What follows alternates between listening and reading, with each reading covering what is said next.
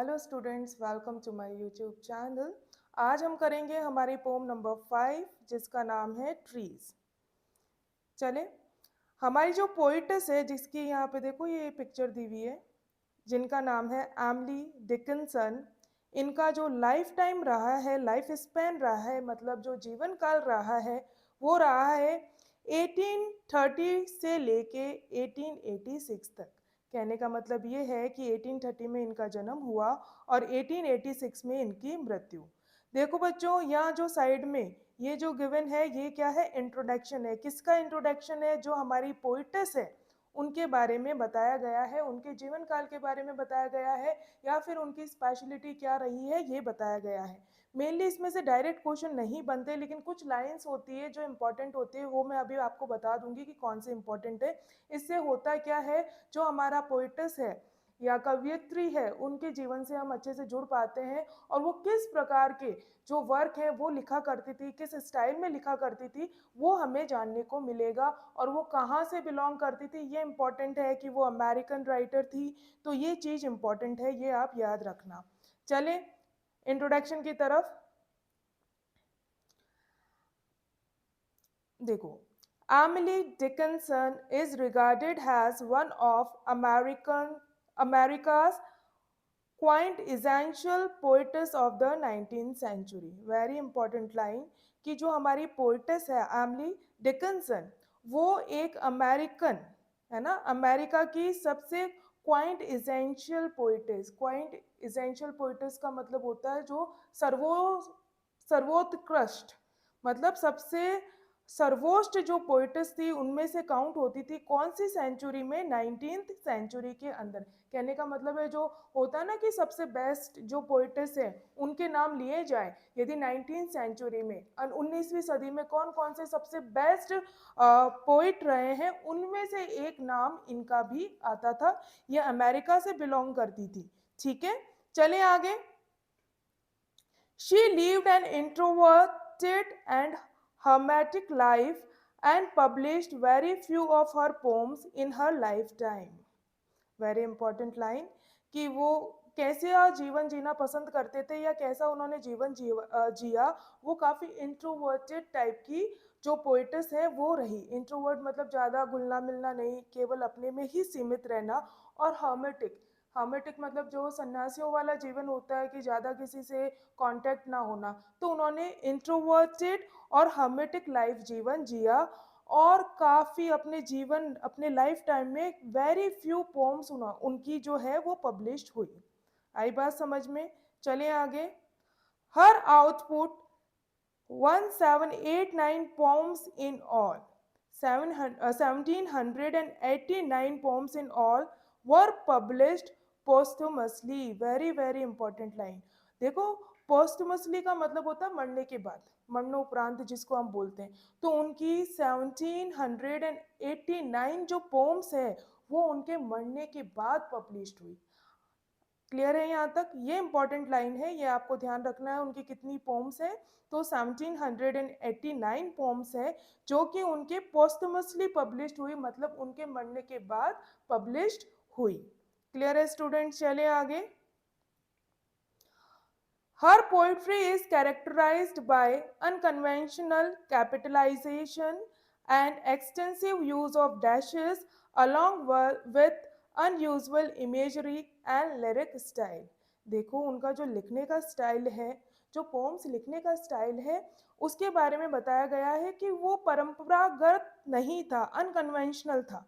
कैसे कि वो काफ़ी यूज़ करती थी कैपिटलाइज, मतलब जो वर्ड्स हैं उनको कैपिटल लेटर, जो फर्स्ट वर्ड का लेटर है वो कैपिटल लिखती थी, और डैश का यूज़ भी करती थी। जब हमारी अभी हम पोम करेंगे तो मैं आपको बताऊंगी कि बिना मतलब के जैसे डैश का यूज़ करती थी, ऐसा जो डैश बनता है, और जो लेटर्स है वो जैसे ये देखो ये डैश, इनका यूज़ करती थी, एक्सटेंसिव बहुत ज़्यादा यूज़ करती थी, और कैपिटल लेटर्स का भी वो अपनी पोम में काफ़ी यूज़ किया करती थी।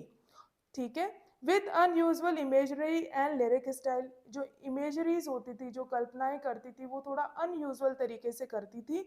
और कैसा स्टाइल था उनका? लिरिक स्टाइल था। लिरिक मतलब लयबंद तरीके से वो पोम्स लिखा करती थी। क्लियर है स्टूडेंट्स? यहाँ तक कोई प्रॉब्लम नहीं होनी चाहिए। बस दो तीन चीज़ें इंपॉर्टेंट हैं इस पूरे इंट्रोडक्शन के अंदर। पहला कि जो एमिली डिकिंसन थी वो अमेरिका की सबसे फेमस पोएट रही है 19th सेंचुरी के अंदर, अमेरिका से बिलोंग करती है, ये वेरी इंपॉर्टेंट है। ठीक है। सेकंड जो है उनके वर्क्स थे कितने, 1789 जो पोम्स थी वो उनके मरने के बाद पब्लिश हुई, वेरी वेरी इंपॉर्टेंट। और वो एक्सटेंसिव यूज करती थी कैपिटलाइजेशन का और डैशेस का, ये वेरी इंपॉर्टेंट है। क्लियर है? चले आगे चलते हैं हमारी पोम की तरफ। देखो स्टूडेंट्स, पहले मैं आपको थोड़ा इंट्रोडक्शन बता देती हूँ कि ये ट्रीज, ट्रीज मतलब सब आप समझते हो पेड़ या वृक्ष बोल लो। तो इसमें बताया क्या गया है, जो हमारी पोइट्रेस है एमिली डिकिंसन, वो हमें जो नेचर है उसकी जो ब्यूटी है वो बता रही है। यहाँ पे बिल्कुल कीन ऑब्जर्वेशन की गई है नेचर की। कीन मतलब बड़ा, मतलब सूक्ष्म, हर एक चीज को माइन्यूट तरीके से एक्सप्लेन किया गया है हमारे समक्ष इस पोम के थ्रू। तो जैसे अपन को कोई नॉर्मल चीज़ लगती है, हाँ पेड़ हैं, ट्रीज हैं, बर्ड्स हैं, स्नेक हैं, हम नॉर्मल देख के आगे चल देते हैं, लेकिन उसी चीज़ को बड़ा ब्यूटीफुली इस पोम के अंदर बताया गया है, एक माइन्यूट से minute detail of the nature. और वो भी स्पेशली कौन से समर डेज के बारे में बताया गया है, कि जो समर डेज है उसको इतना अच्छे से यहाँ पे प्रस्तुत किया गया है इस पोम के अंदर। मतलब आपको माइन्यूट से माइन्यूट डिटेल इस पोम में मिलेगी नेचर की। क्लियर है स्टूडेंट्स? चले हमारे स्टैंजा नंबर फर्स्ट पे। The trees like tassels hit and swing. देखो ट्रीज का मतलब सबको पता है पेड़ होता है, लाइक यहाँ पे कंपैरिजन किया गया है ट्रीज का किसके, किससे किया गया है, टैसल्स। टैसल्स मतलब क्या होता है, मतलब decorative threads, hanging, hanging decorative threads कहने का मतलब है जो सजावटी धागे होते हैं लटके हुए, तो उनको हम बोलते हैं टैसल्स। तो जो कंपैरिजन है ट्रीज का वो किससे किया गया है, ये जो डेकोरेटिव थ्रेड्स हैं उनसे किया गया है। कैसे? हिट एंड स्विंग, ये जैसे विंड चलती है, हवा चलती है, तो आपने देखा होगा जैसे पेड़ ऐसा खड़ा है ना, या ट्रीज बहुत सारे खड़े हैं, तो जैसे हवा चलेगी ये आपस में हिट करेंगे, स्ट्राइक करेंगे, टकराएंगे, एंड स्विंग मतलब झूलेंगे ऐसे हवा के भाव के साथ साथ। तो उस मोमेंट को जो थ्रेड होता है, जो धागे के बंच होता है, गुच्छा होता है धागों का, तो आपने देखा होगा धागे कहीं लटके हुए हैं या सजावटी धागे हम लटकाते हैं, आपने देखा होगा कहीं एंट्रेंस पे लटके हुए होते हैं, हवा चलेगी तो वो आपस में टकराएंगे और झूलेंगे। उसी तरीके से ये जो ट्रीज है, जैसे ही हवा चलती है, यहाँ पे ये लिखा हुआ नहीं है कि हवा चलेगी तो हिट एंड स्विंग कब होगा, मूवमेंट कब होगा, या तो विंड के थ्रू ही होगा मूवमेंट, तो हिट मतलब स्ट्राइक करेंगे, स्विंग मतलब झूलेंगे। तो उसी तरीके से बताया गया है, जो ट्रीज का मूवमेंट है उसको कंपेयर किया गया है टैसल्स मतलब जो सजावटी धागों का गुच्छा होता है उससे कंपेयर किया गया है।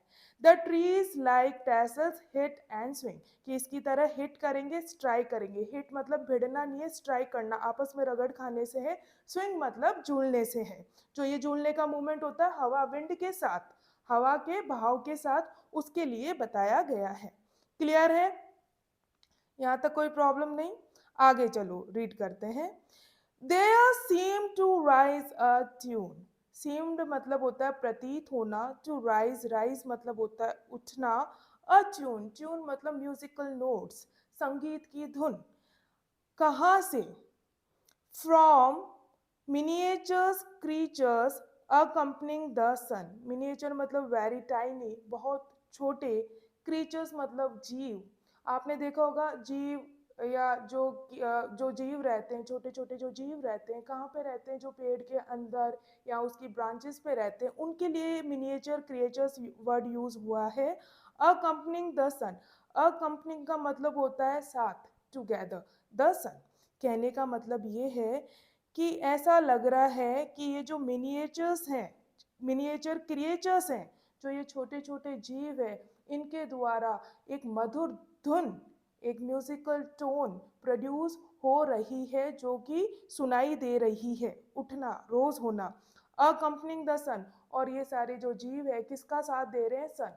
मतलब समर्स डेज में जो सूर्य होता है वो चमक रहा है, उसी के साथ ये जो मिनिएचर क्रिएचर्स हैं वो बहुत ही मधुर टोन म्यूजिकल नोट्स प्रोड्यूस कर रहे हैं, ऐसा प्रतीत हो रहा है।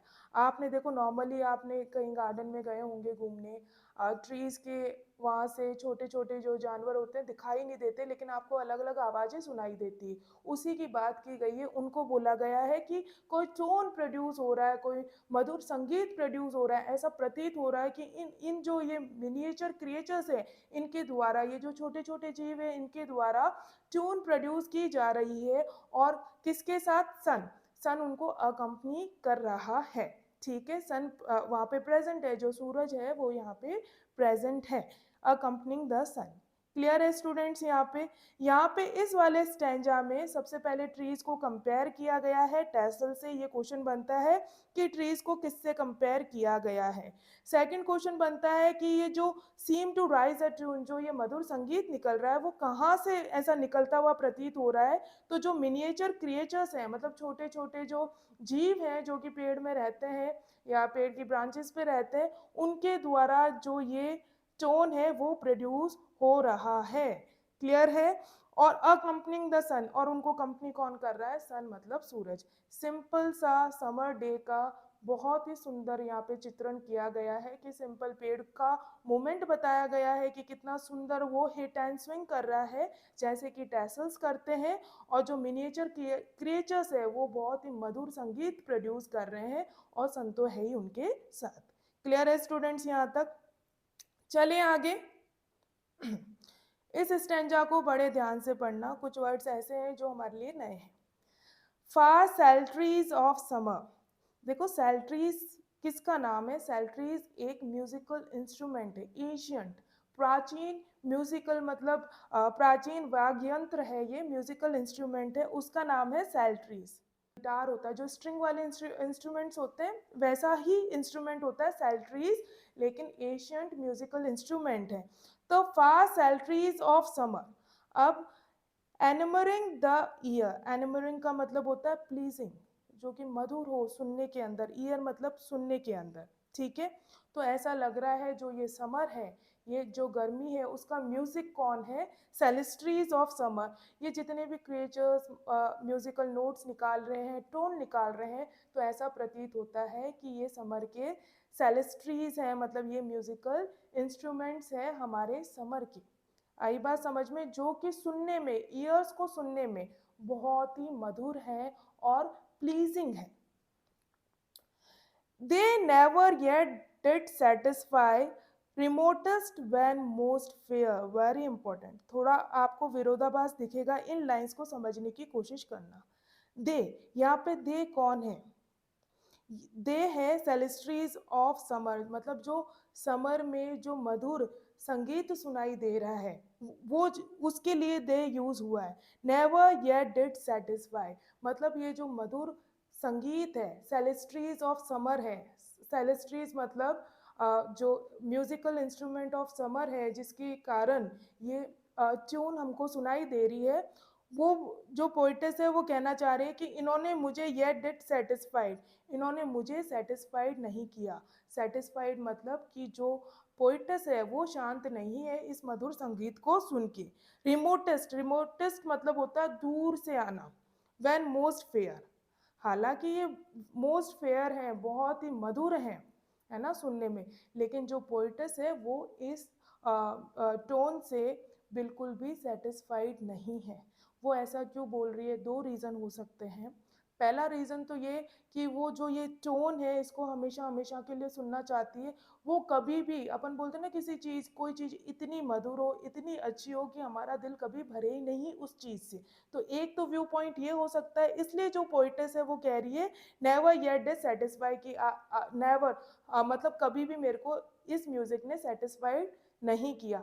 दूसरा वो ये बताना चाह रही है कि जो बाहरी एक्सटीरियर ब्यूटी है वो आपको सेटिस्फाइड नहीं करेगी, आपको इंटरनली उस चीज़ से जुड़ना पड़ेगा। दो अर्थ हो सकते हैं, लेकिन मोस्टली यही है कि जो इतना आनंद प्रिय म्यूजिक है उसको वो चाहती है हमेशा हमेशा के लिए सुनती रहे, क्योंकि वो कभी आपको सेटिस्फाइड कर ही नहीं सकता। मतलब किसी चीज़ से आपका, स्पेशली यहाँ पे ये जो सेलेस्ट्रीज और समर है उसको वो इतनी प्लीजिंग है, ईयर से मतलब कानों को इतनी मधुर लगती है कि उससे कभी जो हमारी पोइटस है उसका मन सेटिस्फाइड ही नहीं होता, मतलब वो हमेशा हमेशा के लिए इस चीज को सुनते रहना चाहती है।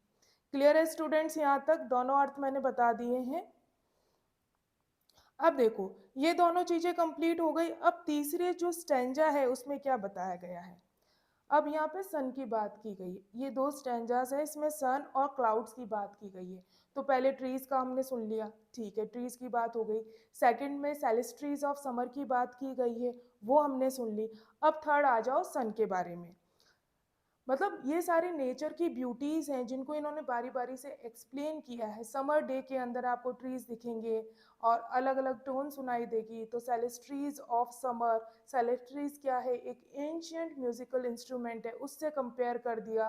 फिर वो बोल रही है जो ये समर के टोन्स हैं या सेलेस्ट्रीज ऑफ समर है उससे वो कभी भी सेटिस्फाइड नहीं, मतलब वो नहीं कर पाए। इवन दो वो प्लीजिंग टू ईयर है, काफ़ी मधुर है, फिर भी हमारी जो पोइटस है वो कभी भी इस चीज़ से सेटिस्फाइड नहीं हो पाई। इसका अर्थ ये हो सकता है कि इतनी मधुर है कि वो कभी उनका मन भरा ही नहीं इन सारी चीज़ों से। वो हमेशा इस मधुर जो टोन है, जो म्यूजिकल मधुर संगीत है, उसको हमेशा हमेशा के लिए सुनती रहना चाहती हैं। क्लियर है यहाँ तक? अब आ जाओ सन वाली इमेज पे। बहुत अच्छे से इन्होंने सन और क्लाउड के जो एग्जाम्पल्स देखे, बहुत अच्छे से जो समर डेज में जो सन की मूवमेंट होती है उसको यहाँ पे एक्सप्लेन किया गया है वेरी वेरी ब्यूटीफुली। मतलब एक छोटा सा इंसिडेंस है कि सन जो सूरज है वो बादलों में छिपता है, कभी आपको पूरा दिखाई देता है, कभी आधा दिखाई देता है, कभी वो बादलों में पूरा छिप जाता है। इस मूवमेंट को इन्होंने बड़ा ब्यूटीफुली इन दो स्टैंजास में हमें बताया है।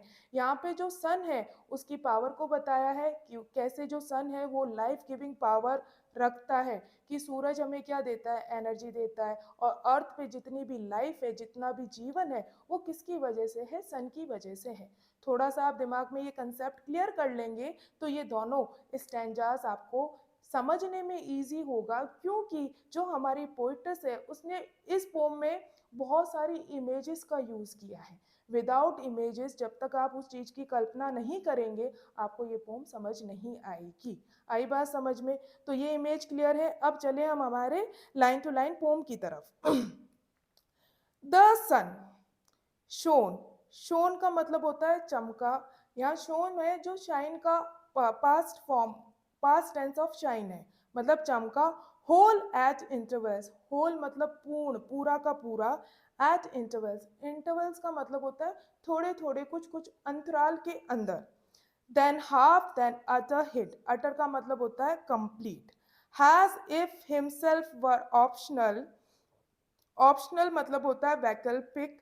And had states of cloud, states का मतलब होता है प्रॉपर्टी या रीजन। जैसे होता था कि पुराने जमाने में जो राजा महाराजा होते थे उनके पास बहुत सारी जायदाद, अपना रीजन, बहुत सारा लार्ज एरिया ऑफ लैंड हुआ करता था, उसको हम बोलते थे स्टेट्स। आई बात समझ में? तो ये वर्ड का मतलब ये है। अब चलो समझने की कोशिश करते हैं। यहाँ पे जो सन है, जो हमारी पोइटेस है, अब किसका जिक्र कर रही है, सन का, कि वो चमक रहा है, उसकी मूवमेंट बता रही है कि वो शाइन कर रहा है। होल एट इंटरवल्स, होल मतलब पूरा, एट इंटरवल्स लेकिन कुछ कुछ अंतराल के अंदर। कैसे? देन हाफ, पहले तो वो पूरा चमक रहा है, मतलब आपको सूर्य है जो पूरा दिखाई दे रहा है, ठीक है। देन हाफ, फिर कुछ समय बाद वो आधा दिखाई दे रहा है, मतलब आधा है जो वो बादल में छिप जा रहा है। देन अटर हिड, फिर अटर मतलब पूर्ण, कंप्लीट, वो हिड, हिड का मतलब है छुप जाना, हिडन, और फिर वो कंप्लीट छिपा जा रहा है। हैज इफ, जैसे कि। हिमसेल्फ, यहाँ जो हिमसेल्फ है वो सन के लिए यूज किया गया है, सूर्य के लिए यूज किया गया है।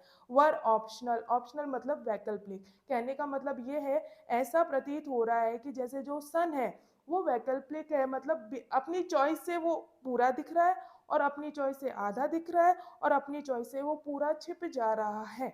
आई बात समझ में? कि कंपलसरी नहीं है, ऑप्शनल है वो चीज। कौन? Sun. And had states of cloud, और जो सन है उसके पास क्या है, जो प्रॉपर्टी है ना, या बड़ी जमीन या जायदाद के रूप में क्या है, उसके क्लाउड्स है, जो क्लाउड्स है वो उसकी प्रॉपर्टी है, किसकी, सन की प्रॉपर्टी या उसका रीजन या उसका इलाका है, कौन, क्लाउड्स, क्योंकि वो क्लाउड्स के अंदर कभी तो पूरा दिख रहा है, मतलब बिल्कुल नहीं छिप रहा, कभी वो आधा छिप रहा है और कभी वो पूरा ही छिप जा रहा है क्लाउड्स के अंदर। और क्लाउड्स को क्या बताया गया है, प्रॉपर्टी, है ना, स्टेट्स ऑफ सन। क्लियर है स्टूडेंट्स यहाँ तक? देखो यहाँ पे अब दो क्वेश्चन बनते हैं। पहला, कई जगह ऐसा पूछा जाता है कि जो सन है उसको किससे कंपेयर किया गया, डायरेक्ट ये नहीं बोला गया है कि जो सन है वो क्या है, किंग की तरह यहाँ पे बताया गया, किंग वर्ड कहीं यूज नहीं हुआ है, लेकिन मेनली माना क्या जाता है कि स्टेट्स प्रॉपर्टी किसकी होती है, राजा महाराजाओं की। तो इसलिए एक बार अपन मान सकते हैं कि जो सन है उसको सुप्रीम पावर या किंग की तरह यहाँ पे प्रस्तुत किया गया है, क्योंकि इसके पास प्रॉपर्टीज है क्लाउड की। और क्लाउड क्या है, जो क्लाउड से जितने भी बादल है वो उसका स्टेट है, किसका, सन का स्टेट है या उसकी प्रॉपर्टी है या उसकी जायदाद है, किसकी, सन की जायदाद है। इसलिए हम कह सकते हैं एक्सप्लेनेशन के अंदर कि सन को सुप्रीम या एज अ किंग बताया गया है, क्योंकि उसके साथ प्रॉपर्टी भी है, स्टेट्स ऑफ क्लाउड्स भी है। तो प्रॉपर्टी कौन रखने का हक रखता है, जो किंग है या जो सुप्रीम पावर है उसके पास होती है प्रॉपर्टी। तो इस तरीके से हम बोल सकते हैं, लेकिन डायरेक्ट किंग वर्ड कहीं यूज नहीं हुआ है। क्लियर है स्टूडेंट्स? अब आगे वाले स्टैंजा में भी सन और क्लाउड वाली इमेज को ही यूज करके ये आगे वाला स्टैंजा बताया गया है। तो आप क्लाउड और सन की जो इमेज है उसको आप दिमाग में रखें, तब आप ये स्टैंजा अच्छे से समझ पाएंगे। देखो आगे क्या बोला गया है, sufficient to infold him. Sufficient का मतलब होता है पर्याप्त, टू इनफोल्ड, इनफोल्ड का मतलब होता है कवर करना या व्रैप करना, किसी चीज को कवर करना, घेर लेना या ढक लेना। हिम, यहाँ पे हिम कौन है, यहाँ पे हिम किसके लिए यूज हुआ है, सन के लिए यूज हुआ है। इटर्नली फ्रॉम व्यू, इटर्नली मतलब हमेशा हमेशा के लिए, व्यू मतलब नजारा कर सकते हैं, कौन। अब यहाँ पे ये कहना चाह रहे हैं कि जो सन है उसको हमेशा हमेशा के लिए कवर कर सकते हैं, कौन, जो क्लाउड्स है। सफिशियंट है, इतने सारे क्लाउड्स हैं सन के पास कि जो क्लाउड्स हैं वो सन को हमेशा हमेशा के लिए कवर करके रख सकते हैं, except if were a whim of his to let the orchards grow. यहाँ पे जो हिज है ये किसके लिए यूज हुआ है, सन के लिए। विम का मतलब होता है सनक या एकदम तीव्र इच्छा किसी चीज की, ठीक है। Except to let the orchards, orchards का मतलब होता है गार्डन ऑफ फ्रूट ट्रीज, मतलब जहाँ फ्रूट ट्रीज लगे हुए हो उसका जो गार्डन होता है, फलों का बगीचा, है ना, उसके लिए ऑर्चार्ड्स वर्ड यूज होता है, ऑर्चार्ड, ग्रो। अब देखो ये यहाँ पे क्या बोलना चाह रहे हैं कि जो क्लाउड्स हैं वो इतने सफिशियंट है कि पूरे सन को हमेशा हमेशा के लिए कवर करके रख ले। लेकिन जो सन है, जो हमारे सन देवता हैं या सूरज हैं, यहाँ पे जो सन है उनकी एक सनक है, उनकी चाहत है, तीव्र इच्छा है। क्या इच्छा है कि वो जो ऑर्चार्ड्स हैं, जो फलों के बगीचे हैं, उनको to let the orchards grow, उनको ग्रो करना चाहते हैं, इसलिए वो बादलों में से निकल के आ रहे हैं बार बार। कहने का मतलब है जब सनलाइट ऑर्चार्ड्स पे गिरेगी या आएगी तभी तो जो फ्रूट्स हैं या ट्रीज हैं वो फलेंगे और फूलेंगे और ग्रो करेंगे। तो ऐसा सन चाहते हैं कि जो ऑर्चार्ड्स हैं वो ग्रो करें, इसलिए वो बार बार बाहर निकल के आ रहे हैं। अदरवाइज कहने का मतलब ये है कि इतने क्लाउड्स हैं उनके पास, स्टेट्स ऑफ क्लाउड्स हैं कि वो हमेशा हमेशा के लिए सन को छिपा के रख सकते हैं। लेकिन ये सन की ही चाहत है, उनकी ही सनक है, उनकी ही तीव्र इच्छा है कि वो उन क्लाउड्स में से निकल के और जो लाइफ है, जो ग्रोथ है, वो प्रोवाइड करना चाहते हैं जितने भी ऑर्चार्ड्स हैं, मतलब गार्डन ऑफ फ्रूट्स हैं उनको।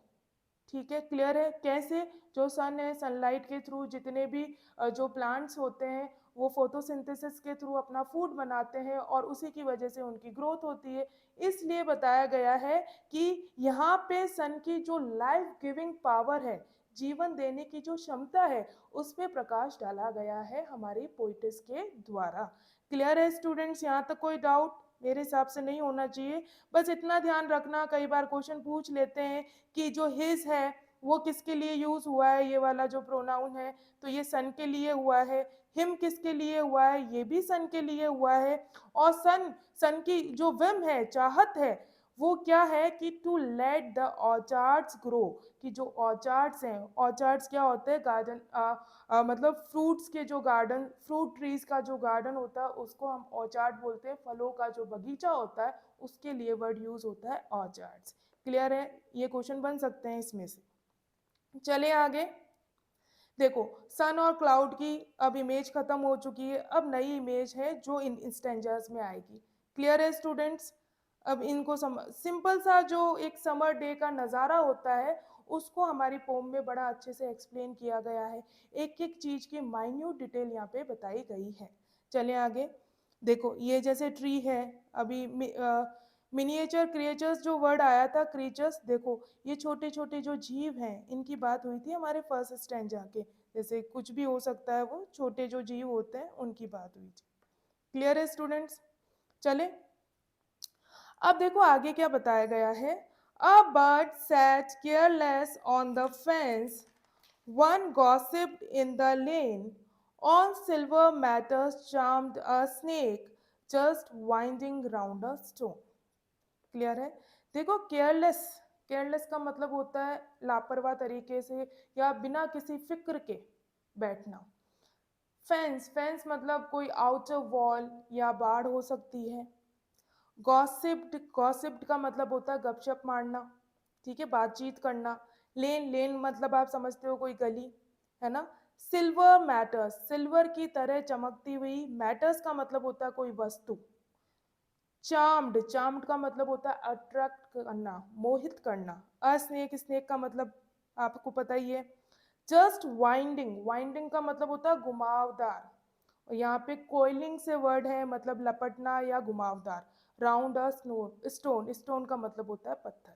चलो अब हम बढ़ते हैं लाइन टू लाइन कि ये कहना क्या चाहते हैं इसके अंदर। अब सिंपल सा एक नज़ारा है जिसमें बर्ड को बताया गया है, बर्ड मतलब चिड़िया को बताया गया है, और एक स्नेक को बड़ा अच्छे से हमारे सामने प्रस्तुत किया गया है कि जो स्नेक है, जो सांप है, उसके मूवमेंट को यहाँ बताया गया है कि वो कैसे मूव करता है। और जो बर्ड्स हैं या जो चिड़िया है उसके बारे में बताया गया है। सिंपल सा सीन है। अब bird set careless on the fence, suppose करो कोई वॉल है या कोई फेंस है, कोई बाड़ है, उसके ऊपर बर्ड बैठी हुई है। केयरलेस, केयरलेस मतलब बिना किसी परवाह के मस्त होके यहाँ बैठी हुई है, ठीक है। वन गॉसिप्ड इन द लेन, और एक बर्ड है जो कि लेन, किसी गली में बैठ के गॉसिप्ड कर रही है। गॉसिप मतलब बातें करना, गपशप करना, चहचाना से यहाँ पे मतलब है। सिंपल सा जो बर्ड का एक सीन होता है, अपन देखते हैं नॉर्मली कि बर्ड्स जनरली किसी वॉल पे या किसी फेंसेस पे या किसी तार पे मेनली बैठी रहती है या किसी बाड़ पे बैठी रहती है, और फिर वो चॉपिंग करती है। बर्ड की ये नेचुरल हैबिट होती है, तो उसको बोला गया है गॉसिप्ड, कि वो गपशप कर रहे हैं। ऐसा प्रतीत हो रहा है कि जो बर्ड्स हैं वो बैठ के आपस में बातें कर रही है। आई बात समझ में? A bird sat carelessly on the fence, bird एकदम केयरलेस होके फेंस पे बैठे है, कोई आउटर वॉल हो सकती है, फेंस का मतलब बाढ़ हो सकता है यहाँ पे। और एक जो बर्ड है, वन गॉसिप्ड इन द लेन, वो क्या कर रही है, गपशप मार रही है। गॉसिप यहाँ पे चॉपिंग से मतलब है, और उस जो चॉपिंग है, चहचहाने को किससे, बातचीत से कंपेयर किया गया है, इन द लेन। ठीक है, यहाँ पे बर्ड्स की बात खत्म होती है। आगे जो है, on silver matters charmed a snake. अब वो बोल रहे हैं कोई सिल्वर, मतलब जो सिल्वर चांदी के कलर का शाइनी सा कोई वस्तु है, जिसकी वजह से जो स्नेक है, जो सांप है, वो बहुत ही ज्यादा मोहित, चार्म्ड मतलब उसकी तरफ अट्रैक्ट हो गया है। Just winding round a stone, और वो जो स्नेक है वो स्टोन मतलब पत्थर के जो घुमाव उस पे कॉइल कर रहा है, लपट रहा है, उस मोमेंट के लिए वर्ड यूज हुआ है वाइंडिंग। आपने देखा होगा स्नेक किसी चीज को ऐसे राउंड राउंड घेर लेता है, लपट जाता है उसके, उसको हम बोलते हैं कॉइलिंग। मतलब जो स्नेक का ये मूवमेंट होता है किसी किसी चीज के अराउंड, लपेटने वाला जो मूवमेंट होता है, लपटने वाला जो मूवमेंट होता है, उसके लिए वर्ड यूज हुआ है यहाँ पे वाइंडिंग। वाइंडिंग मतलब घुमावदार। क्लियर है? नॉर्मल सा स्नेक का जो मूवमेंट है वो बताया गया है यहाँ पे। क्लियर है? चले आगे। अब देखो ये वाला स्टेंजा है, इसमें जो इमेजेस हैं वो थोड़ी सी टिपिकल है समझने के लिए। यहाँ पे दो इमेजेस की बात की गई है। एक तो काइलेक्स क्या होता है ये आपको पता होना चाहिए, नया सा वर्ड है, ठीक है। एक है जो हिंडर्ड फ्लैग्स, फ्लैग्स मतलब जो झंडा होता है ना, उसका कंपैरिजन किया गया है। एक बार हम रीड करते हैं, फिर मैं आपको पिक्चर दिखाऊंगी ताकि ये इमेजेस आपके दिमाग में एकदम क्लियर हो जाए। ब्राइट फ्लावर्स स्लिट, स्लिट मतलब होता है मतलब चीर के किसी चीज को ऐसे निकलना। अ काइलेक्स, काइलेक्स का मतलब होता है outer green part of a flower. Calyx का मतलब होता है, आपने फूल देखा होगा, फूल के जो बाहर हरे हरे कलर की जो ऐसे आउटर पार्ट होता है उसके लिए वर्ड यूज होता है काइलेक्स। अभी हम आगे बताऊंगी, आपको इमेज भी बताऊंगी। एंड सोड अपॉन अ स्टेम, सोड मतलब ऊपर की तरफ उठना, स्टेम मतलब आपको पता है जो स्टेम होती है, जो फ्लावर की स्टेम पे उसकी बात की गई है, ठीक है। Like hindered flags, hindered flags का, हिंडर्ड का मतलब होता है अवरुद्ध, कुछ ना कुछ ऑब्स्टिकल। फ्लैग्स स्वीट होइस्टेड, होइस्टेड का मतलब होता है फहराना। विथ स्पाइसेस इन द हैम, हैम का मतलब होता है किसी कपड़े का आउटर भाग, मतलब border of the cloth, outer border of the cloth. Ma'am कहना क्या चाह रहे हो, क्लियर है? एक बार काइलेक्स का वर्ड हम समझते हैं, फिर कैसे जो इसकी मूवमेंट को फ्लैग से कंपेयर किया गया है। चलो एक बार मैं क्लियर करती हूँ सारे वर्ड्स पिक्चर के माध्यम से। देखो ये जो स्टैंजा है, इसमें ये जो इमेज यूज की गई है वो वेरी वेरी इंपॉर्टेंट है। पहले इमेज में जो वर्ड्स आए हैं इस स्टेंजा में वो समझना जरूरी है, फिर इन दोनों का कंपैरिजन कैसे किया गया है ये भी मैं बताती हूँ। ये देखो फ्लावर है, ठीक है। जो कैलिक्स है ना, कैलिक्स जो वर्ड यूज हुआ है, ये जो outer green part of the flower है, ये फूल का ये जो पार्ट होता है इसको बोलते हैं हम, ठीक है। कैलिक्स इसको बोलते हैं, ये outer green part of the flower. ये देखो ये कोई बर्ड है, बर्ड मतलब कली है फूल की। अब इसको बताया गया है कि फूल कैसे खिलता है, उस पूरे प्रोसेस को बताया गया है और उसका कंपैरिजन किया गया है हिंडर्ड फ्लैग जो स्वीट होइस्टेड, जैसे हम झंडा फहराते हैं उससे कंपेयर किया गया है। कैसे किया गया है, देखो पहले फ्लावर वाली इमेज को पूरा अच्छे से समझे फिर कंपैरिजन बताती हूँ। ये देखो कैलिक्स जो है इसको बोलते हैं। अब जो ये बर्ड है इसके अंदर बंद होती है ये जो कली है गुलाब की, अब जब ये खिलेगी तो ये स्लिट होगा, ये चीर के इसको बाहर निकलेगी, है ना। और फिर जो ये फूल है ये ऊपर की तरफ रोज होगा ऐसे, है ना, इसको चीरते हुए, इस ग्रीन पार्ट को चीरते हुए निकलेगा और ऐसे जाके ऊपर की तरफ रोज होगा, उठेगा। किस पे, ये जो स्टेम है, स्टेम इसी को बोलते हैं, ये जो डंडी है तना है इसका, इसको हम स्टेम बोलते हैं फ्लावर के इस पार्ट को।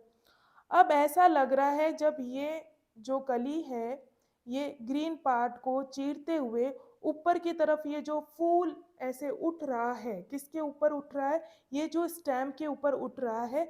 इस पूरे प्रोसेस को कंपेयर किया गया है फ्लैग के, फ्लैग का जो प्रोसेस होता है कि जो बंधा आपने देखा होगा कि 15 अगस्त पे मेनली जो फ्लैग्स होते हैं उनको पहले ऐसे बांध के उसमें फूल वगैरह बांध के ऐसे रखते हैं, फिर जैसे होइस्ट करेंगे, है ना, ऑब्स्टिकल से ऐसे मतलब ऑब्स्ट्रक्टेड रहता है और जैसे हम उसको फहराते हैं तो धीरे धीरे करते हुए वो ऊपर की तरह उठता है, ये देखो ये जो मोमेंट है, और ऐसे लहराता है।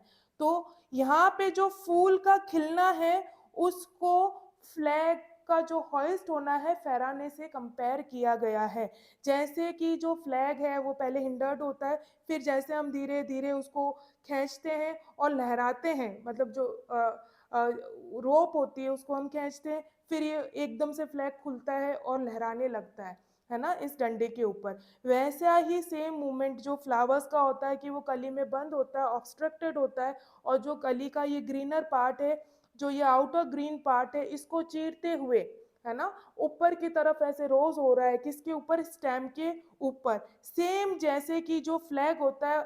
तो पहले वो ऑब्स्ट्रक्टेड होता है, बंधा हुआ होता है, उसके बाद धीरे धीरे जब हम उसको फहराते हैं तो ऐसे देखो ये फहराने वाला मोमेंट बताया गया है कि पूरा अच्छे से आप उसको फ्लैग को जैसे फहराते हैं तो ये ऐसे होइस्ट करते हैं। अब फाइनल हो गया। तो सेम ही इस फ्लावर का जो ये इमेज है इसको फ्लैग की इमेज से कंपेयर किया गया है कि जैसे ये फ्लैग फहराया जाता है वैसे ही जो कली में से जो ग्रीन पार्ट होता है आउटर जो घेरे हुए होता है कली को या बर्ड को, उसको चीरते हुए जो फूल है वो ऊपर की तरफ रोज होता है किसके स्टेम के ऊपर, है ना। ऐसा प्रतीत होता है जैसे कि एक जो हिंडर्ड फ्लैग है उसको हम स्वीटली होइस्टेड करते हैं, मतलब फहराते हैं। तो इस मोमेंट से कंपेयर किया गया है। क्लियर है स्टूडेंट्स? इसमें आपको वो परेशानी नहीं आनी चाहिए। बड़ा अच्छे से ये इमेज क्लियर हो गई है कि कैसे कंपैरिजन किया गया है। देखो, ब्राइट फ्लावर्स सिल्ट कैलिक्स, जो ब्राइट फ्लावर्स हैं वो सिल्ट करते हैं, सिल्ट मतलब चीरते हुए, ओपन करते हुए, किसको? कैलिक्स को। जो कैलिक्स है outer green part of the flower है उसको चीरते हुए, and road upon a stem, ऐसा लगता है ऊपर की तरफ जा रहे हैं, किसके ऊपर? स्टेम के ऊपर, ऐसा वो खिलता हुआ उभार लेते हैं। लाइक हिंडर्ड फ्लैग्स, जैसे कि जो हिंडर्ड फ्लैग्स है ना। हिंडर्ड मतलब होता है, हिंडर्ड का मतलब होता है कि कोई बाधित या रुका हुआ जो फ्लैग है, फ्लैग को भी पहले ऐसे बांध के रखते हैं ऐसे, फिर उसको जब रोप को खींचते हैं, रस्सी को खींचते हैं तो वो धीरे धीरे एकदम लहराने लगता है ना। फिर हम स्वीट होइस्टेड, जैसे फिर जैसे फ्लैग लहराता है ना, फहराया जाता है तब वो जैसे लहराता है ऐसे ऊपर की तरफ, है ना, नीचे डंडी के ऊपर जैसे फहराते हैं, सेम कंपैरिजन किया गया है फूल खिलने का से जो फ्लैग का होइस्टेड करते हैं उससे। क्लियर है ये लाइंस? अब देखो, विथ स्पाइसेस इन द हैम, देखो स्पाइसेस का मतलब वैसे तो मसाले होते हैं। इन द हैम, हैम का मतलब यहाँ पे है द एज और बॉर्डर ऑफ द क्लोथ, कपड़े का बाहरी किनारा। एक मतलब तो ये हो सकता है इस लाइन का, इस लाइन के मुझे लगता है दो मतलब हो सकते हैं। एक मतलब तो ये हो सकता है कि जैसे स्पाइसेस हैं, मसालों की खुशबू कितनी तेज होती है, ऐसा लगता है इन द हैम। हैम मतलब जो कपड़ा है, कपड़े का आउटर बॉर्डर है, उसमें जैसे मसाले रखे हुए हों तो उसकी जो स्मेल है, उसकी जो फ्रेग्रेंस है, उसकी जो खुशबू है। और एक ये हो सकता है जैसे कि जो फ्लैग है, जैसे हम फ्लैग की बात कर रहे हैं तो फ्लैग का भी कपड़ा होता है, कपड़े में कुछ ना कुछ फ्रेग्रेंस होती है, जैसे ही हम उसको फहराते हैं तो उसमें से बहुत ही प्यारी सुगंध आती है, खुशबू आती है। आप झंडे को फहराओगे, होता तो कपड़ा ही है, तो उसमें से जो स्पाइसेस है, जो फ्रेग्रेंस है, जो खुशबू है, उसका भी यहाँ पे कंपैरिजन हो सकता है। स्पाइसेस इन द हैम, हैम मतलब outer border of the cloth, किसी कपड़े का बाहरी भाग। विथ स्पाइसेस, स्पाइसेस का मतलब मसाले होता है, और फ्रेग्रेंस से भी लिया जा सकता है यहाँ पे। क्लियर है? ये क्लियर है पूरा इमेज दोनों की, कि जो फ्लावर है उसको कैसे कंपेयर किया गया है हॉइस्टेड फ्लैग से। देखो, जो पहले फ्लावर है जो कली के अंदर बंद है ना, और कली के अंदर बंद है, जो आउटर ग्रीन पार्ट उसको घेरे हुए है, उसको हम क्या बोलते हैं? कैलिक्स, है ना, कैलिक्स बोलते हैं। तो उसका कंपैरिजन, जैसे कली जैसे बंद है उसका कंपैरिजन किया गया है हिंडर्ड फ्लैग्स, जैसे बाधित, है ना, किया हुआ जो फ्लैग होता है, जैसे ऐसे बांधा हुआ फ्लैग होता है उससे। फिर देखो, and road upon a stem, और जैसे ही ब्राइट फ्लावर ऐसे खिलता है उस कली को सिल्ट करते हुए, चीरते हुए, और स्टेम पे जाके ऐसे, मतलब वो है ना ऊपर उठता है। उसी तरीके से जो फ्लैग है जब हम उसको हॉइस्ट करते हैं तो वो ऊपर जाके ऐसा लगता है जो डंडे पे फूल की तरह वो भी फहराया जाता है। उस मोमेंट को फ्लावर के खिलने से, जैसे खिला हुआ फ्लावर स्टेम पे ऐसे लगता है कि ऊपर की तरफ उठ गया हो, वैसे ही जो फ्लैग का मोमेंट है जब हम उसको होइस्ट करते हैं, झंडा फहराते हैं, तो भी वो ऊपर जाके ऐसे लहराता है, उससे कंपेयर किया गया है। क्लियर है यहाँ तक? और विद स्पाइसेस इन द हैम, और जो हैम है, जो कपड़े का टुकड़ा है, अब वो फ्लैग के कपड़े की बात हुई है या अदर की, ये हमें नहीं पता। यहाँ पे स्पाइसेस का मतलब मसाले, खुशबू से है कुल मिला के, तो खुशबू फ्रेग्रेंस फ्लावर्स की भी हो सकती है, स्पाइसेस की भी हो सकती है। क्लियर है यहाँ पे? यहाँ तक कोई प्रॉब्लम नहीं होनी चाहिए। चले, ये सबसे टिपिकल स्टैंजा है इस पोम का, क्योंकि इसमें दोनों इमेजेस का कंपैरिजन किया गया है। कैसे एक बंद कली तो ना जो हिंडर्ड फ्लैग है उससे कंपेयर की गई है, जो हिंडर्ड फ्लैग्स है तो जो बंद कली है उससे। फिर जैसे स्टेम पे एक फूल खिलता है, राइज ऊपर की तरफ उठता है, तो जो स्वीट हॉइस्टेड फ्लैग है उससे कंपेयर किया गया है। क्लियर है स्टूडेंट्स? और फिर with spices in the ham, spices मतलब मसाले, और यहाँ पे फ्रेग्रेंस से है, खुशबू से है। इन द हैम, हैम मतलब होता है कि जो कपड़ा होता है उसका जो बाहरी किनारा होता है उसके लिए वर्ड यूज होता है हैम। क्लियर है सारा यहाँ तक? चलें आगे। अब देखो ये इमेज यहीं खत्म होती है, अब नया कंपैरिजन किससे किया गया है वो हम देखते हैं। ये यहाँ पे टी का मतलब है it was more, I can not mention, mention करना मतलब मैं और इसको आगे उल्लेख नहीं कर सकती, या किसी चीज को आप वर्ड्स में नहीं बता सकते, है ना। आई कौन है यहाँ पे? जो हमारी पोइटेस है एमली डिकिंसन, उनके लिए वर्ड यूज हुआ है यहाँ पे, ये जो प्रोनाउन है आई। हाउ मीन, मीन मतलब बहुत ही तुच्छ, इनसिग्निफिकेंट, टू दोस किन के लिए, that see Vandyke's delineation of nature summer days. Ma'am अब ये क्या कहना चाहता है? यहाँ पे एक वर्ड यूज हुआ है वेंडिकीज डेलिनेशन, इसका मतलब क्या है? यहाँ पे जो वेंडिकी नाम के एक पेंटर हुआ करते थे, तो इसका मतलब है relating to the painter Vandyke a style of art, मतलब वेंडिकी चित्रकला शैली से संबंधित। कहने का मतलब है जो ये वेंडिकी पेंटर हुआ करते थे, चित्रकला करते थे, तो वो काफी फेमस थे अपनी चित्रकला के लिए। कौन सी? जो डेलिनिएशन मतलब होता है डिटेल्ड ड्राइंग और डिपिक्शन, सटीक चित्रण, है ना। किसका करते थे? जो ऑफ नेचर समर डे, मतलब ये जो नेचर समर डे की जो चित्रकला के थ्रू जो पिक्चर शो करते थे, अपनी चित्रकला में प्रस्तुत करते थे, तो बहुत ही ज़्यादा माइन्यूट डिटेल्स के साथ प्रस्तुत किया करते थे। तो वो ऐसा लगता था उनकी जो चित्रकला को देख के कि हमारे सामने नेचर खुद है। लेकिन जो हमारी पोइटेस है वो ये बोल रही है कि जो ये ब्यूटीफुल नेचर है उनको मैं वर्ड्स में नहीं बता सकती, मेंशन नहीं कर सकती, और ये जो नेचर है उसके सामने जो वेंडिकीज डेलिनिएशन है ऑफ समर नेचर्स डे, जो उनकी चित्रकला है वो बहुत ही ज़्यादा तुच्छ है और इनसिग्निफिकेंट है।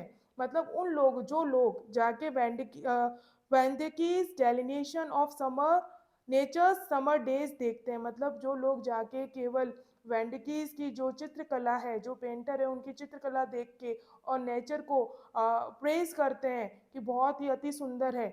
लेकिन मैं उन लोगों से ये कहना चाहती हूँ कि जो ये ब्यूटी हमारे सामने प्रस्तुत है उसके सामने तो वेंडिकीज की पेंटिंग भी कुछ नहीं है। कहने का मतलब है वो बहुत ही मीन, तुच्छ और इनसिग्निफिकेंट है इन नेचुरल सीन्स के सामने, जो हमें अभी तक पोइटस ने इतना अच्छे से डिस्क्राइब किया है अलग अलग सीन्स, तो उनके सामने बहुत ही तुच्छ है जो वेंडिकीज की जितनी भी पेंटिंग्स है। और जो वेंडिकीज थे वो बहुत ही फेमस पेंटर थे, और वो अपनी चित्रकला में इतने निपुण थे कि हर एक माइन्यूट डिटेल को वो अपनी चित्रकला में प्रस्तुत किया करते थे ऑफ नेचर्स समर डेज। और जिन समर डेज की बात हमारी पोइटस कर रही है उनको भी उन्होंने बड़े अच्छे से अपनी चित्रकला में प्रस्तुत किया है, तो लोग उसको जाके एडमायर करते हैं। यहाँ पोइटस ये कहना चाहती है कि ये जो वेंडिकीज की पेंटिंग्स है वो इस नेचुरल सीन के सामने कुछ भी नहीं है, बहुत ही इनसिग्निफिकेंट है और तुच्छ है। आप नज़ारे खुद देखो ना नेचर के अंदर आपके आसपास ही है, आप जाके उस चीज़ को पेंटिंग्स में ढूंढते हो तो वहाँ पे वो चीज़ नहीं है। यदि आप इन नेचर में देखोगे तो वो पेंटिंग्स जो है वेंडिकीज की वो आपको बहुत ही तुच्छ और इनसिग्निफिकेंट लगेगी। क्लियर है स्टूडेंट? यहाँ पे हमारी पोम जो है वो फिनिश होती है। कहने का मतलब है इस पोम के अंदर जो नेचर है उसको बड़ा ब्यूटीफुली, जो नॉर्मल सी चीज होती है नेचर में उसको बड़ा ब्यूटीफुली इमेजरी के साथ और एक लिरिक स्टाइल में हमारे सामने प्रस्तुत किया गया है हमारी पोइटेस एमिली डिकिंसन के द्वारा, और जो कि एक अमेरिकन पोइट या पोइटेस थी। क्लियर है स्टूडेंट्स? मुझे नहीं लगता अब इस पोम में कोई प्रॉब्लम रही होगी, फिर भी रही है तो एक बार आप वापस से इस वीडियो को देख सकते हैं। फिर भी कोई इशू रहता है तो आप मेरे से कमेंट सेक्शन में पूछ सकते हैं। क्लियर है स्टूडेंट्स? चलें आगे। देखो आगे जितने भी देखो हार्ड वर्ड्स और हिंदी ट्रांसलेशंस है वो मैंने यहाँ दिए गए हैं, मतलब आपके लिए यहाँ पे प्रस्तुत किए गए हैं। क्लास 12 इंग्लिश लिटरेचर बुक का नाम आपको पता ही है। मैंने आगे एनसीईआरटी सॉल्यूशंस भी दे रखे हैं। और पोम नंबर 5 ट्रीज, और जो हमारी पोइट्रेस है उनका नाम है Emily Dickinson. Hard words and Hindi translation. अब देखो द ट्रीज से जो स्टैंजा स्टार्ट हो रहा है मोस्ट फेयर तक, मतलब जो ये लाइन्स हैं हमारी पोम की, उसमें जितने भी हार्ड वर्ड्स मुझे लगे कि बच्चों को समझने में प्रॉब्लम आ सकती है वो सारे मैंने यहाँ पे लिखे हैं। देखो स्टूडेंट्स, आपकी सहूलियत के लिए सबसे पहले मैंने इंग्लिश का जो वर्ड है वो लिखा है, फिर उसका ट्रांसलेशन कैसे होता है वो लिखा है, फिर उसका इंग्लिश में मतलब क्या है वो लिखा है, और इसी चीज़ का हिंदी में क्या मतलब है वो भी लिखा है, ताकि जितने भी स्टूडेंट्स हैं चाहे वो हिंदी मीडियम वाले हो या इंग्लिश मीडियम वाले हो, किसी भी स्टूडेंट को कोई भी प्रॉब्लम ना आए। स्पेशली जो मेरे हिंदी मीडियम के स्टूडेंट्स हैं तो उनको बिल्कुल भी असुविधा ना हो। ठीक है, इसलिए मैंने इस फॉर्मेट में पूरी हमारी जो ग्लोसरी है हार्ड वर्ड्स की वो तैयार की है। क्लियर है? चले हमारे फर्स्ट वर्ड की तरफ। फर्स्ट वर्ड है टैसल्स। टैसल्स का मतलब होता है ग्रुप ऑफ डेकोरेटिव थ्रेड्स, जैसा कि मैंने बताया था सजावटी धागों का गुच्छा। ठीक है, जो सजावटी धागे होते हैं उनका गुच्छे के लिए ये वर्ड यूज हुआ था टैसल्स, और ट्रीज को कंपेयर किया गया था टैसल्स से हमारी पोम के अंदर। चलिए आगे। सेकंड वर्ड है ट्यून। ट्यून मतलब म्यूजिकल नोट, और यहाँ पे संगीत की धुन या जो मधुर संगीत है ना, उसके लिए वर्ड यूज हुआ है ट्यून। चले मिनिएचर। मिनिएचर का मतलब होता है small copy of large thing. वैसे एक मतलब ये होता है कि कोई बड़ी चीज का छोटा सा नमूना, या वेरी स्मॉल इन साइज, या साइज में बहुत ही छोटा, बड़ी वस्तु का लघु आकार या बहुत छोटा, उसके लिए वर्ड यूज होता है मिनिएचर। अकम्पनिंग। अकम्पनिंग का मतलब होता है टुगेदर, मतलब साथ साथ। सैलट्रीज। सैलट्रीज यहाँ पे ये देखो ये जो पी है वो साइलेंट है। ठीक है, ये आपको ध्यान रखना है, जो पी है यहाँ पे साइलेंट है, इसलिए हम इस वर्ड को यहाँ से पढ़ना स्टार्ट करेंगे, जिसका जो अनुवाद होगा, ट्रांसलेशन होगा, वो होगा सैलट्रीज। सैलट्रीज एक एंशियंट म्यूजिकल इंस्ट्रूमेंट है, प्राचीन वाद्य यंत्र है ना, एक इंस्ट्रूमेंट है, उसके लिए उसको बोलते हैं सैलट्रीज। और यहाँ पे सैलट्रीज ऑफ समर का बोला गया है हमारी पोम के अंदर। ठीक है, आगे चले। एनमरिंग। इनामरिंग का मतलब होता है चार्मिंग और अट्रैक्टिव, मन मोहने वाला। ठीक है। रिमोटेस्ट। रिमोटेस्ट मतलब होता है डिस्टेंट, दूरस्थ, सबसे दूर, दूर से, बहुत दूर से जो चीज, उसके लिए वर्ड यूज होता है रिमोटेस्ट। चलें आगे। अब देखो द सन से लेके ग्रो तक जितने भी हार्ड वर्ड्स हैं, मतलब इन लाइन से लेके इन लाइन तक जो स्टैंजा लिखा हुआ है उसमें जितने भी हार्ड वर्ड्स हैं वो हमारे नीचे गिवन है।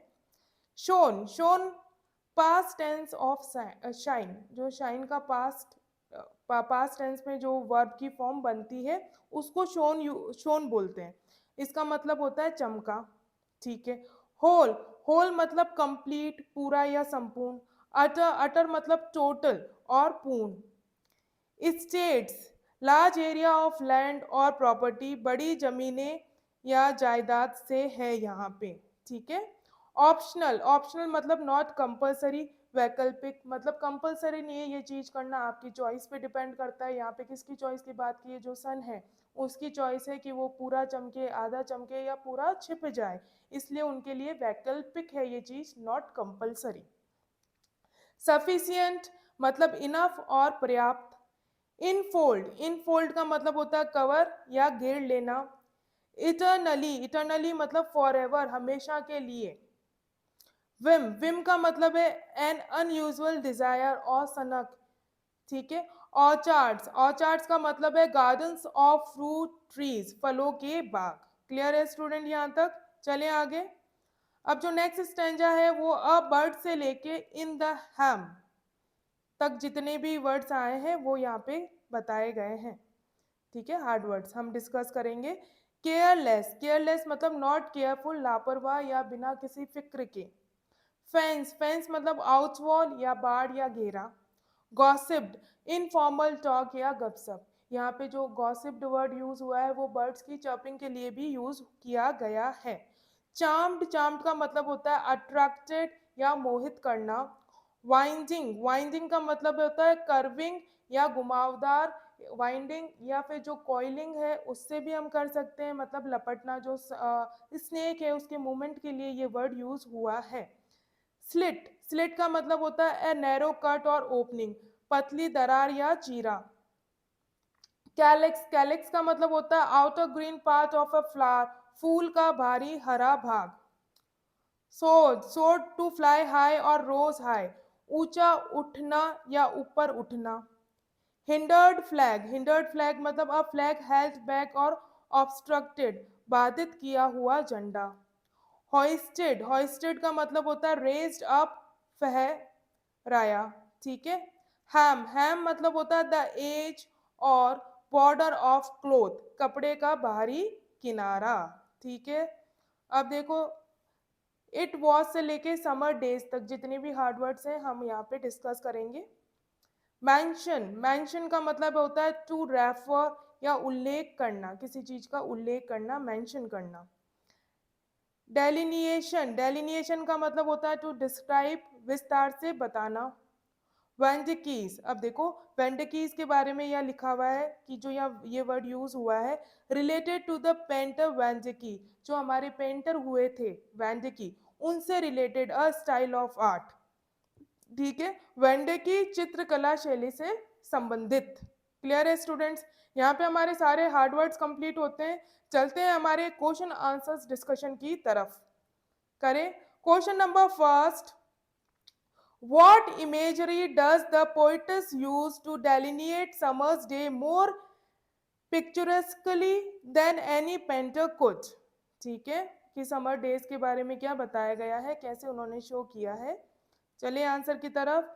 The poetess uses the imagery of different things to delineate summer's days more picturesquely are the images of celestry, the images of the wind playing through leaves and branches of the trees, the miniature creature producing tone, the blooming of the birds into flowers and rising and hiding in clouds, etc.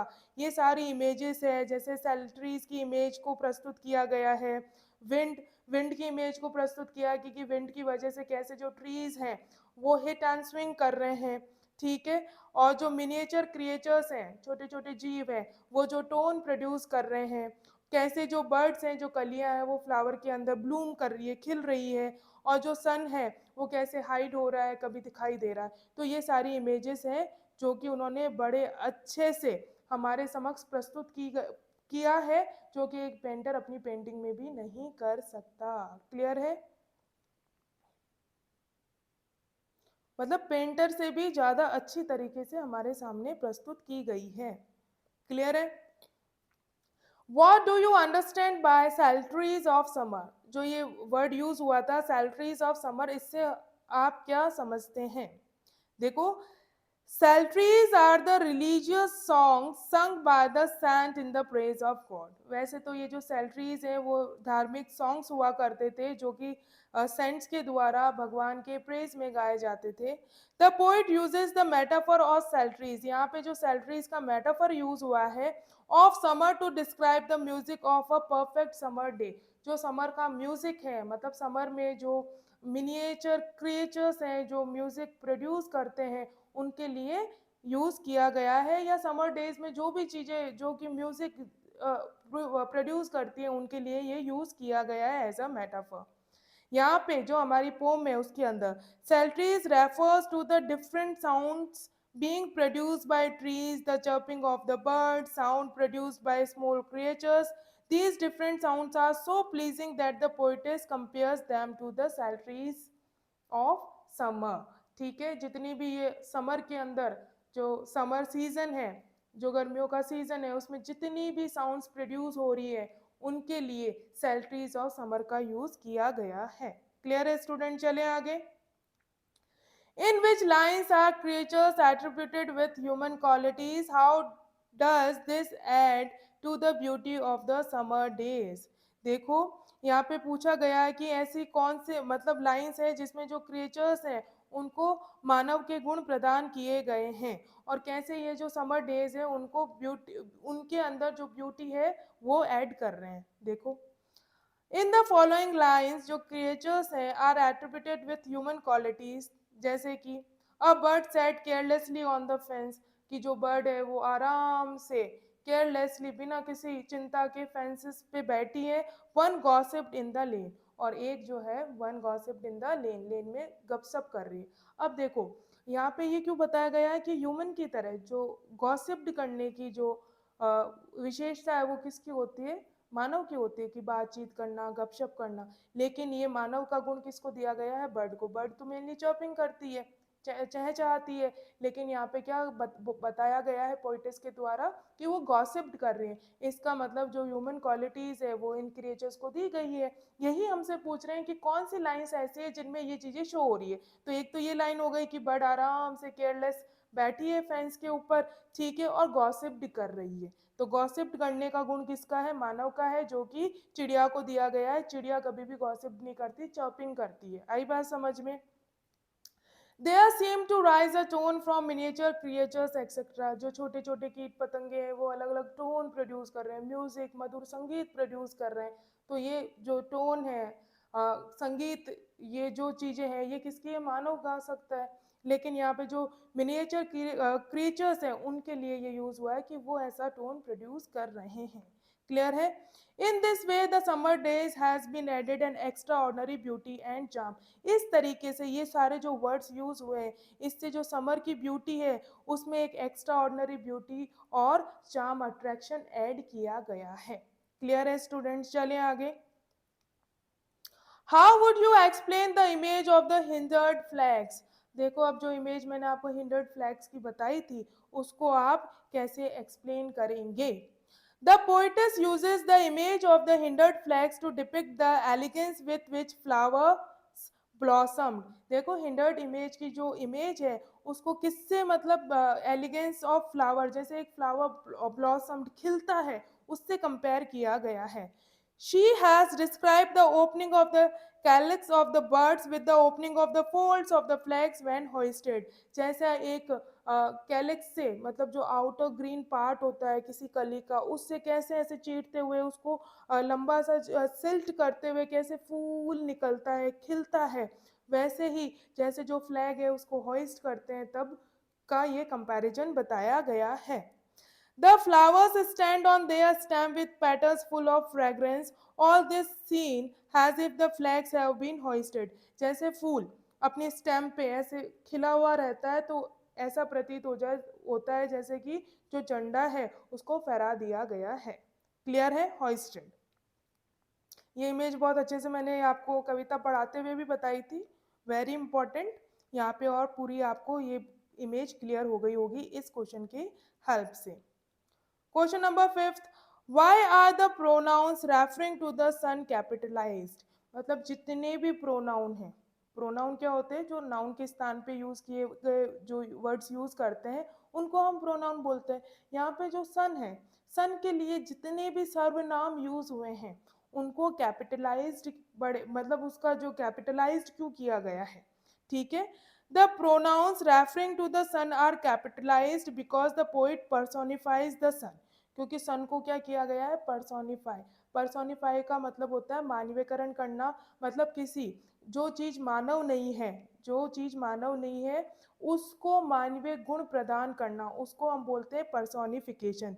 जैसे कि सन है, सन एक non living thing चीज है, मानव नहीं है, तो उसको हम एज अ किंग और सुप्रीम पावर बता रहे हैं। देखो मैंने आपको जब सन वाला एक्सप्लेन किया था मैंने बताया था कि डायरेक्ट नहीं बोला है, लेकिन ये बोला गया है कि जो सन है उसके पास क्या है, स्टेट्स ऑफ क्लाउड है, मतलब क्लाउड की पूरी संपत्ति है, स्टेट्स मतलब प्रॉपर्टी है, रीजन है पूरा। तो स्टेट्स ऑफ क्लाउड्स की वजह से संपत्ति, प्रॉपर्टी, जायदाद किसके पास होती है? किंग के पास। जितने भी स्टेट्स होते हैं, रीजन्स होते हैं। तो इसलिए इनडायरेक्टली बोला गया है कि जो सन है उसको किंग और सुप्रीम पावर बताया गया है। The qualities of the sun is enhanced. इस तरीके से जो क्वालिटीज है सन की उसको इनहेंस्ड किया गया और उभार के सामने हमारे प्रस्तुत किया गया है। The sun is the source of all life. जो सन है वो सोर्स है पूरे जीवन का। Growth and energy on the earth, growth भी प्रोवाइड करता है और एनर्जी भी प्रोवाइड करता है अर्थ पे। So all the pronouns referring to the sun capitalize, इसलिए उस पर एम्फेसाइज करने के लिए और उनका मानवीयकरण हुआ है सन का, इसलिए जितने भी वर्ड, जितने भी प्रोनाउन सन के लिए यूज हुए हैं उन सबको कैपिटलाइज किया गया है। क्लियर है स्टूडेंट? मतलब उन सारे प्रोनाउन का जो फर्स्ट लेटर उसको कैपिटल लेटर में लिखा गया है। क्लियर है यहां तक? चलिए आगे। Give examples from the poem to show that great poetry is a result of close observation of natural phenomena। मतलब एग्जाम्पल दो इस पोम्स में, पोम के अंदर से, कि जितनी भी ग्रेट पोम्स है वो कीन ऑब्जर्वेशन, मतलब बहुत ही ज़्यादा close observation of natural phenomena, मतलब नेचर में जितनी भी घटनाएं होती हैं उनकी यदि आप क्लोज ऑब्जर्वेशन करें, बड़े बारीकी से यदि उसे देखें तो आप एक बहुत ही महान पोम बना सकते हैं। ठीक है, रिजल्ट है, मतलब एक ग्रेट पोइट्री क्लोज ऑब्जर्वेशन का रिजल्ट है।